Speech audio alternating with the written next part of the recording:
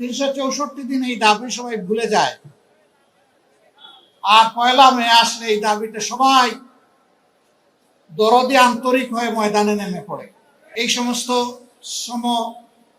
শ্রমিক সমাবেশে বিভিন্ন দেশের সরকারি বিরোধী দল, বিভিন্ন পর্যায়ের রাজনৈতিক নেতৃবৃন্দ হাজির হন, বক্তব্য দেন, আশ্বস্ত করেন যে আমরা আপনাদের জন্য এই করব ওই করব, আপনাদের আর কোনো দুঃখ দুর্দশা থাকবে না।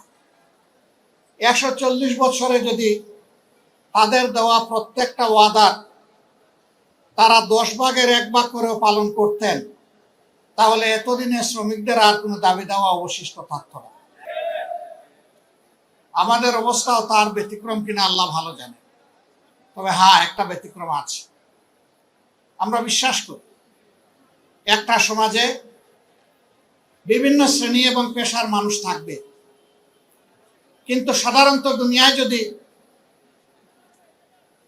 প্রাপ্তবয়স্ক জনসংখ্যা হিসাব করা হয়, তাহলে প্রত্যেকটি সমাজেই অন্যান্য সকল পেশার চাইতে শ্রমিকদের সংখ্যা হবে নিঃসন্দেহে বেশি।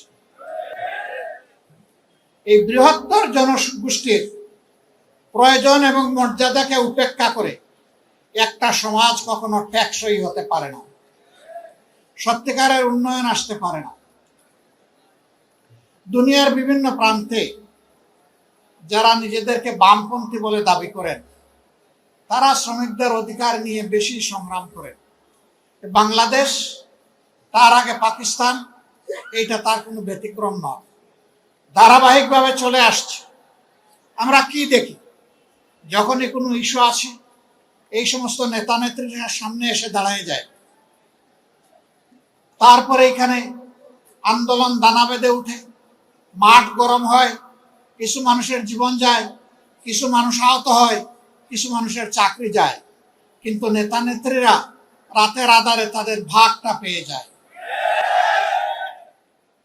তাদের ভাগ পেয়ে তারা সন্তুষ্ট হয়ে যায়, তখন গড়ে ওঠা আন্দোলনকে তারা ব্ল্যাকমেইলিং করে। এইভাবে যুগ যুগ ধরে নেতা নেত্রীর কপালের পরিবর্তন হলেও সাধারণ শ্রমিকদের ভাগ্যের কোনো পরিবর্তন হয়নি। তারা আবার শ্রেণী সংগ্রামের আওয়াজ তুলেন। তারা বলেন শ্রেণী শত্রু খতম করতে হবে। শত্রু কারা?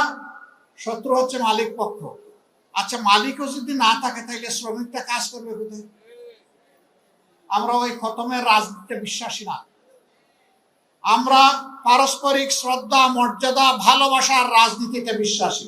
আমরা বিশ্বাস করি মালিক যদি শ্রমিকের উপর ইনসাফ করে, শ্রমিক তার সমস্ত যোগ্যতা উজাড় করে মালিককে সহযোগিতা করবে, কাজ করবে। কিন্তু মালিক যদি শ্রমিককে ঠকায়, তাইলে স্বাভাবিকভাবে ছায়ার দিকে পা তুললে ছায়াও কিন্তু পা তুলে। তখন আর ওই শ্রমিক বন্ধুটি, ভাইটি, বোনটি তার সমস্ত যোগ্যতা উজাড় করে ওই মালিকের জন্য কিছু করবে না। এতে উভয়ে ক্ষতিগ্রস্ত হবে। আমরা কারোই ক্ষতি চাই না, আমরা চাই তাদের মধ্যে সমন্বয়। আজকে তো দেশের ভিতরের শ্রমিক ভাই বোনদের জন্য আমরা কথা বলছি, বাইরের যারা তারাও তো আমাদের ভাই বোন, তাদের জন্য কথা বলবে কে? বাংলাদেশের সংসদীয় রাজনীতির সংসদ হবে সবকিছুর কেন্দ্রবিন্দু। আমরা ওখানে গালগল্প করতে যাইনি, আমরা ওখানে ইতিহাসের মাস্টার কিংবা ছাত্র হতেও যাইনি।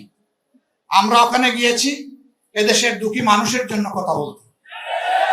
আপনারা দোয়া করবেন যতদিন সংসদের ভিতরে থাকবো, ভিতরেও যেন আপনাদের জন্য লড়াই করে যেতে পারে। শ্রমিক অঙ্গনের ন্যায্যতা এবং মর্যাদা যতদিন প্রতিষ্ঠিত না হবে, ততদিন আমাদের লড়াই অব্যাহত থাকবে ইনশাআল্লাহ।